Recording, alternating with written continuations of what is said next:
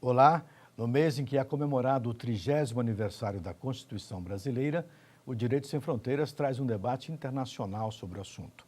Vamos falar sobre outras cartas mundo afora e também sobre países que não têm Constituição escrita, por exemplo. Acompanhe na reportagem. O esboço do sistema judicial vem do século V a.C., mas a Grécia já fazia a separação entre religião e governo. Naquela época, Roma seguia a Lei das 12 Tábuas, base do que viria a ser o chamado direito romano. Em 1100, a Carta de Liberdades, outorgada por Henrique I, limitou os poderes do rei da Inglaterra. Em 1215, um grupo de barões ingleses impôs uma Carta Magna ao rei João Sem Terra, ato considerado um marco rumo à monarquia constitucional. Curiosamente, a Inglaterra não tem uma Constituição, mas leis de caráter constitucional. A primeira Constituição do mundo moderno teria sido a dos Estados Unidos em 1787. O Brasil já teve 6 constituições. A 7ª, e que está em vigor, foi promulgada em 1988, um marco da redemocratização do país depois de um período de 21 anos de ditadura militar. E para debater o assunto, nós convidamos Saul Tourinho, professor de Direito Constitucional, e Fábio Mendes Marzano, assessor de Assuntos Internacionais do Supremo Tribunal Federal. Muito obrigado pela presença dos dois aqui com a gente. Começo com o professor Tourinho. O que significa uma Constituição, professor? Constituição é o documento fundante de uma nação, a partir do qual essa nação ganha reconhecimento jurídico. Ela pode existir materialmente, ela pode existir no plano dos fatos, ela pode existir politicamente, mas juridicamente a certidão de nascimento, a pia batismal da nação é a sua Constituição. A partir dali, todo o ordenamento jurídico se desenvolve. Qual é a função dessa carta exatamente? É desenvolver o ordenamento jurídico e garantir direitos coletivos e individuais. Basicamente isso. Isso. E principalmente ela estabelecer as bases do poder e os mecanismos de controle desse poder. Então, eu reconheço que existe um poder que normalmente deve, numa democracia, vir do povo. O parágrafo único do artigo 1º da nossa Constituição diz que todo poder emana do povo. E reconhecendo que há esse poder, eu devo controlá-lo para evitar abusos e, ao mesmo tempo, assegurar direitos fundamentais para grupos, independentemente de quem seja o líder, independentemente do partido do poder, que, de alguma maneira, traga uma estabilidade em tempos de incertezas. Professor Marzano, a questão da Constituição brasileira, 30 anos, qual é a sua análise sobre esta Carta brasileira? É uma Constituição que foi feita num momento muito especial para o Brasil, né? Eu gosto de dizer que essa é a primeira Constituição independente do Brasil. Independente? Isso. Não é a primeira Constituição do Brasil independente, que foi Sim. em 1824, né? Mas é a primeira independente. Porque pela primeira vez o Brasil não se deixa influenciar por outros modelos de constituições, por modelos externos. Ela né? traz algo de genuíno? E traz algo de muito genuíno, que eu diria que se concentra sobretudo na questão social e dos direitos humanos, né? É uma Constituição que é uma referência mundial hoje em dia, né? Já houve mais de 100 emendas a essa Constituição, né, em 30 anos. O que falta regulamentar ainda? Nós temos um plexo relativamente abrangente de comandos constitucionais que reclamam regulamentação ulterior. O Congresso está trabalhando em praticamente todos eles, há projetos de lei disciplinando quase todos esses dispositivos. O que não há é a aprovação definitiva. Por que não se consegue aprovar? O processo político não é fácil. A aglutinação de forças muitas vezes revela uma certa resistência a determinados comandos. Dou um exemplo aqui. Nós temos a previsão constitucional do chamado imposto sobre grandes fortunas. De eleição em eleição, esse imposto volta, a discussão volta. E claro que quando começa o aquecimento político no Congresso Nacional para essa regulamentação, vem forças políticas que se aglutinam, se organizam e vão apresentar as razões pelas quais não é o tempo devido ou a regulamentação apresentada não é a correta. Então, basicamente, o que nós temos é uma aglutinação de forças que no Congresso Nacional barram essa aprovação de projetos de lei. E diga-se de passagem que isso também faz parte da democracia. Quais os avanços que essa Constituição trouxe, muito embora muita coisa ainda não tenha sido regulamentada? Eu acredito, como disse anteriormente, que os avanços são sobretudo na área dos direitos sociais, né? Não é que seja propriamente uma inovação, né? Mas a Constituição ela foi muito a fundo nesse setor. Inclusive, é uma crítica que às vezes se faz com normas infraconstitucionais, né? Mas em função do período do qual o país vinha e todo o povo, né, houve uma preocupação muito grande de garantir esses direitos contra o próprio Estado brasileiro, né? E assegurar, apesar de todas as dificuldades que o professor Torinho cita, né, que paulatinamente esses direitos fossem sendo implementados como tem sido nesses últimos 30 anos, apesar de todos os desafios, das dificuldades, né? A Constituição ela é genuinamente brasileira, independente, como frisou aqui o diplomata Marzano. Eu queria perguntar ao senhor, professor Saul, se essa Constituição é tão boa e o Congresso não consegue regulamentar boa parte dela, ela está muito avançada para esse Congresso? É uma Constituição também transformadora. E esses projetos de transformação, às vezes, enfrentam resistências, né?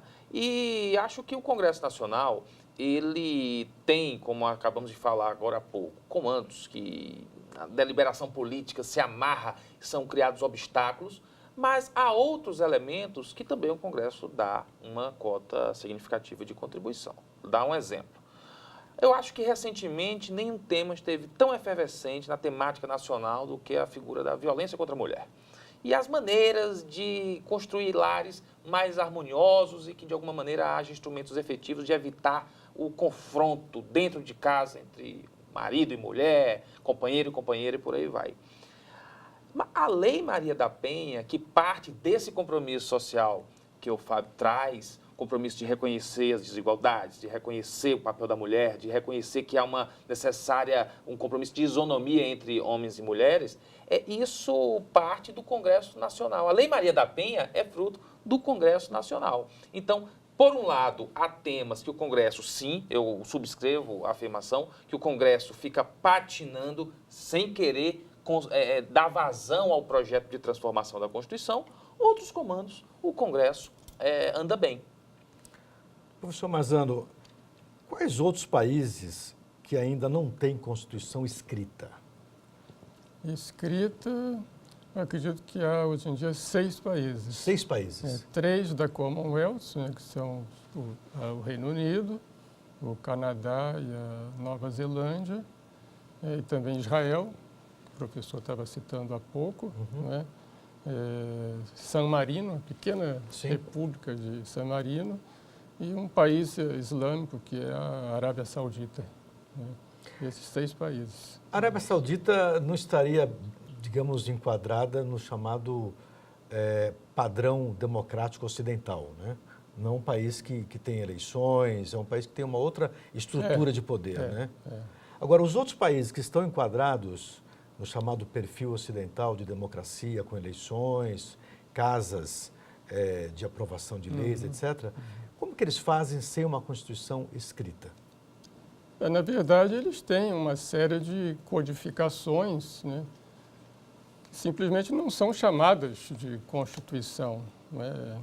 Nunca houve um Congresso Constituinte que se sentasse para formular um texto definitivo, né? Mas, na prática, funciona como uma Constituição, porque são leis que têm vigência nacional e, na maior parte dos casos, a única exceção seria o Reino Unido, elas estão acima do restante do ordenamento jurídico nacional, né? O Reino Unido é um caso particular porque o parlamento ele tem um tal poder que a qualquer momento ele pode revogar qualquer tipo de lei e normativa, né?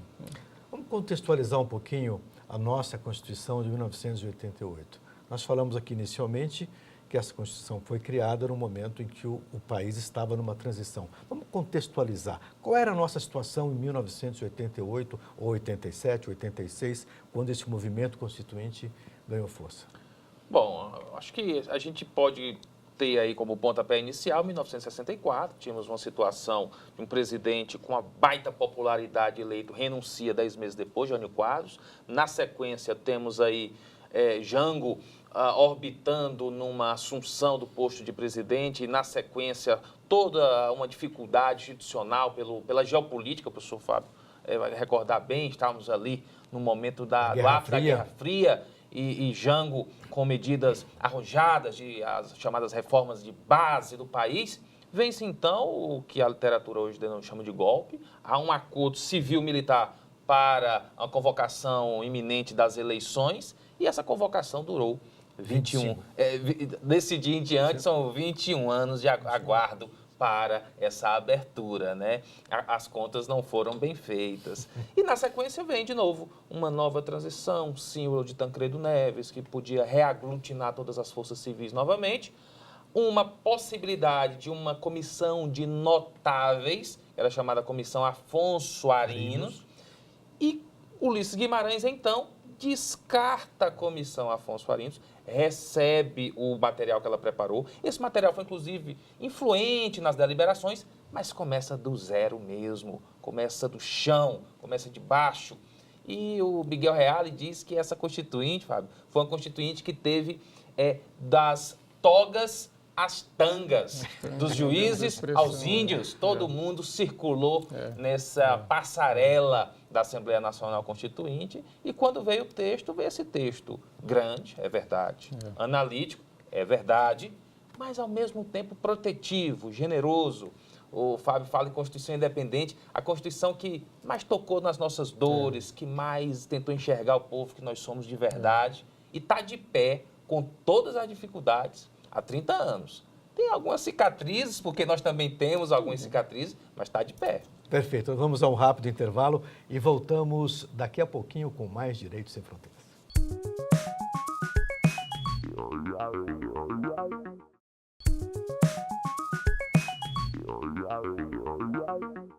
Estamos de volta com o Direitos Sem Fronteiras. Falamos hoje sobre a Constituição no mundo e também a ausência dela em muitos países. Bem, nós falávamos há pouco sobre países que não têm Constituição escrita, né? É possível pensar num mundo onde essa escritura, esse documento não seja realmente necessário?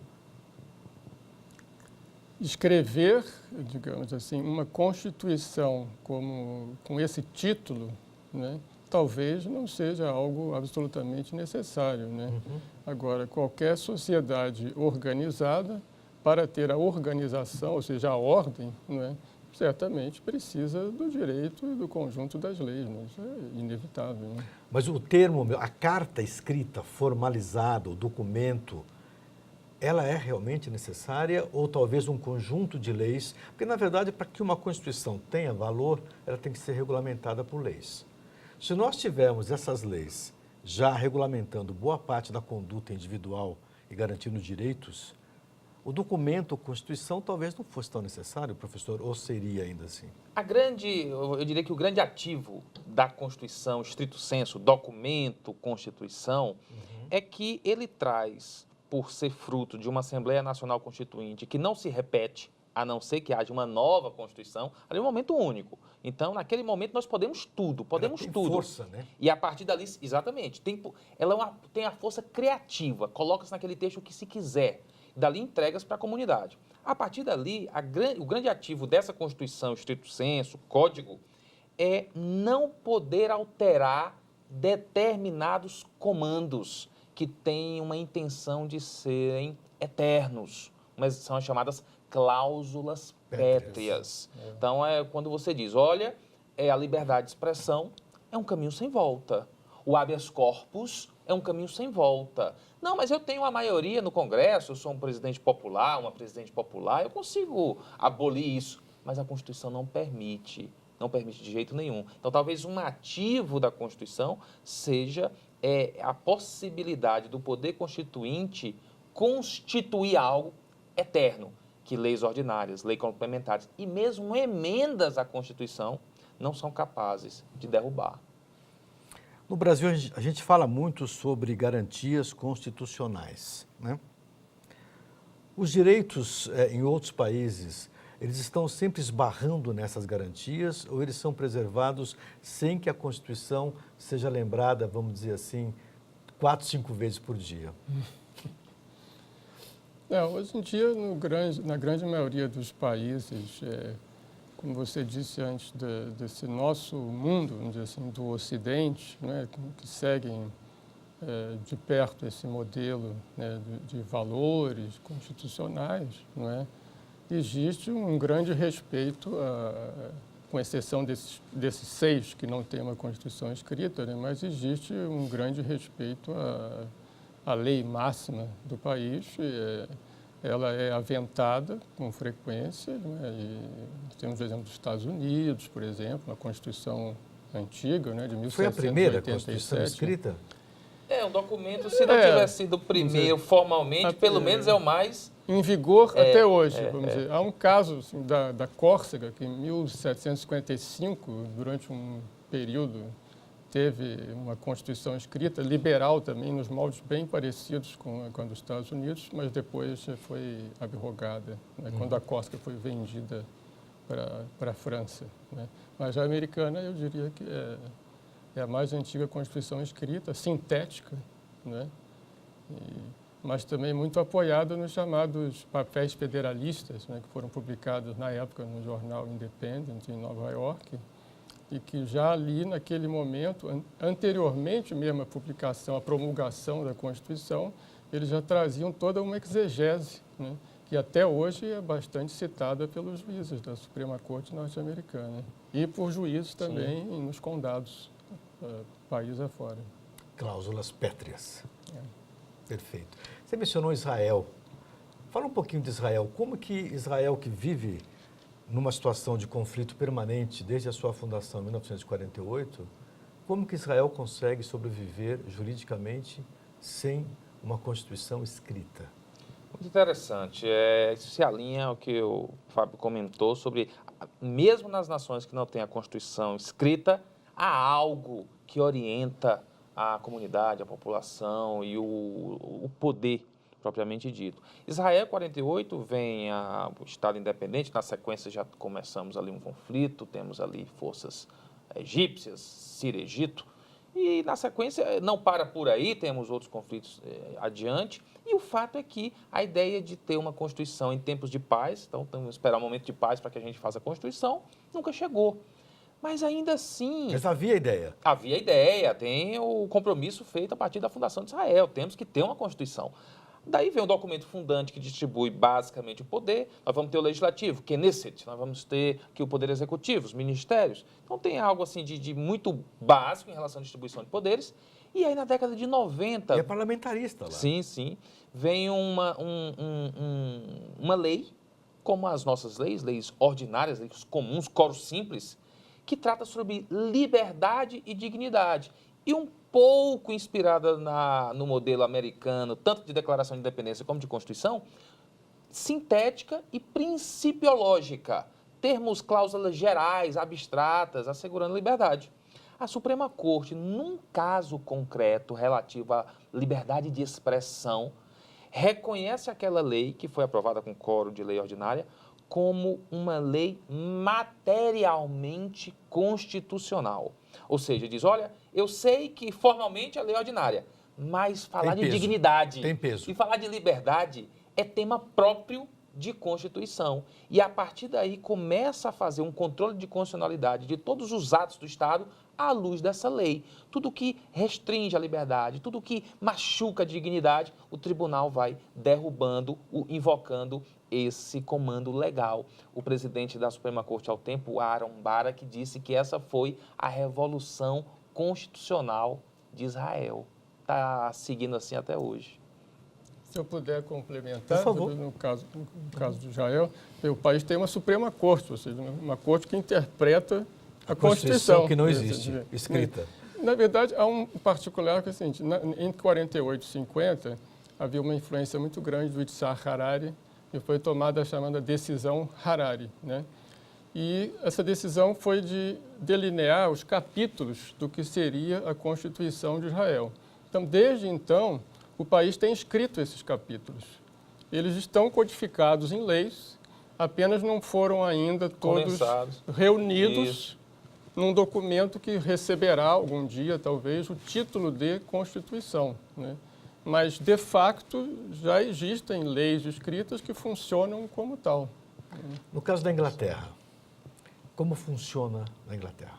Inglaterra nós temos, é curioso porque tudo que nós chamamos de constitucionalismo moderno ou constitucionalismo contemporâneo, apesar da grande marca dos norte-americanos, com a sua primeira declaração de independência, na sequência a Constituição, mas há uma lembrança insistente da Carta Magna, ou da Magna Carta, de 1215, que é um documento muito singelo, mas muito importante, singelo no tamanho, mas muito importante, em que ali pela primeira vez se confrontou, então, o rei João Sem Terra, fixando uma base ainda muito primária de controle do poder, mas muito relevante para o tempo. Estamos em 1215, já se tratava disso. Daí em diante a história segue e há, toda vez que se estuda, há uma presença muito grande dos costumes, das tradições, mas em razão do contexto europeu, há uma adesão a tratados internacionais de respeito aos direitos humanos que começam a servir de parâmetro para que também a Suprema Corte, nada obstante não haja Constituição escrita, comece a concretizar, detalhar, esmiuçar determinadas regras de comportamento, freando o poder do Estado contra os cidadãos. Então, mais ou menos no experimento parecido com o de Israel, nada obstante nós não tenhamos esse código, nós temos um parâmetro de controle, temos um tribunal independente e cada vez que se estrangula os civis, que se estrangula as liberdades, que estrangula os direitos individuais ou coletivos, a Corte é chamada e vai invocando o Tratado Internacional de Direitos Humanos. Eu queria fazer uma pergunta agora sobre, ainda que nós já tenhamos falado aqui que a Constituição brasileira é uma Constituição independente, mesmo assim, nós aprendemos alguma coisa com as constituições estrangeiras? Tem alguma influência? O senhor acha, professor Samuel? Eu acho que tem, por várias formas. Na elaboração da Constituição, nós tivemos alguns influxos de inspiração. Por exemplo, a Constituição portuguesa, vigorava ao tempo. E, principalmente, eu acho, Bob e Fábio, que mais do que a nossa Constituição, que na verdade é um livro, ela só se torna viva quando interpretada. A Constituição é um livro, mas a partir do momento que ela é interpretada, ela se torna viva. E essa interpretação tem se dado dominantemente pelo Judiciário. O Executivo também interpreta quando faz suas políticas públicas, o Legislativo interpreta quando aprova suas leis, mas dominantemente, à luz do caso concreto, diante de conflitos, é o Judiciário. E na cúpula do Judiciário, o Supremo Tribunal Federal. E aí é interessante porque a formação do hermeneuta da Suprema Corte, do jurista da Suprema Corte, do juiz da Suprema Corte, da juíza, a sua formação pode influenciar na concretização da Constituição. Então você vai ver... Por sua interpretação. Por sua interpretação. Não na elaboração da Constituição, mas na concretização. Nós temos como exemplo, que é mais fácil de visualizar, todos os estudantes, estudiosos sabem, por exemplo, para ficar mais claro, que o ministro Barroso tem uma corrente, uma linha de pensamento, estudou lá nos Estados Unidos. O ministro Gilmar Mendes, igualmente, produziu obras, estudou na Alemanha. E você percebe que na concretização, os casos que são citados, os exemplos, as inspirações, as experiências de um e de outro país começam a adensar argumentos para a interpretação brasileira. Então, se às vezes essa imersão em outros países não vem na elaboração do texto, mas vem na formação de cada representante. Na concretização do texto. Eu acho que o Brasil tem essa experiência também. Antes de finalizarmos, rapidamente o seguinte, haveria espaço para uma reforma constitucional no Brasil? Algo que pudesse ser incrementado, professor? Se fosse possível falar em rápidas palavras, difícil, né? Difícil, espaço para uma reforma, né? nesse momento, até o final desse ano, eu diria que não. Mas pode haver no futuro, né? Mas a Constituição, como o professor estava dizendo, é um texto em aberto, Sim. não é? Enfim, que está sempre sendo reinterpretado. Ele faz parte da própria dialética humana. Em si, há uma contradição intrínseca na Constituição, porque ela é feita para quê? Para preservar a ordem, como nós temos, a organização do país. Ela é feita para dar estabilidade, para conservar as coisas. E, ao mesmo tempo, ela precisa ter flexibilidade para se adaptar a novos tempos, a novas situações que vão surgindo. Hoje em dia, com a internet, nós estamos começando há pouco, proteção de privacidade, de dados na internet. Habeas data, etc. Um assunto completamente novo que o juiz tentará interpretar e pode-se chegar, eventualmente, o Brasil poderá chegar a um momento que se considere que é necessário rever o texto da Constituição, né? Mas eu acredito que agora, nesse momento, não. Rapidamente. E eu subscrevo o que olha, e olha que não é constitucionalista. Você imagina o Fábio constitucionalista, a aula que ia dar para a gente. Porque a Constituição, as cláusulas pétreas, a Constituição traz vários comandos que desestimulam a sua reforma em momentos de instabilidade, ou momentos de pulsão, Perfeito, ou momentos de exatamente. grande paixão política, para que as reformas sejam feitas em tempos de serenidade. Então, eu termino subscrevendo. Olha, se puder deixar ela quietinha aí até dezembro, melhor. Pois é. Perfeito. Pois é. Chegamos ao final do programa. Muito obrigado pela participação de vocês dois. E agradeço também você que nos acompanhou.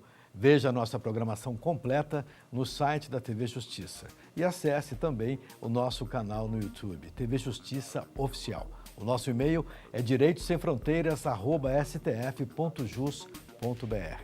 Um abraço e até a próxima.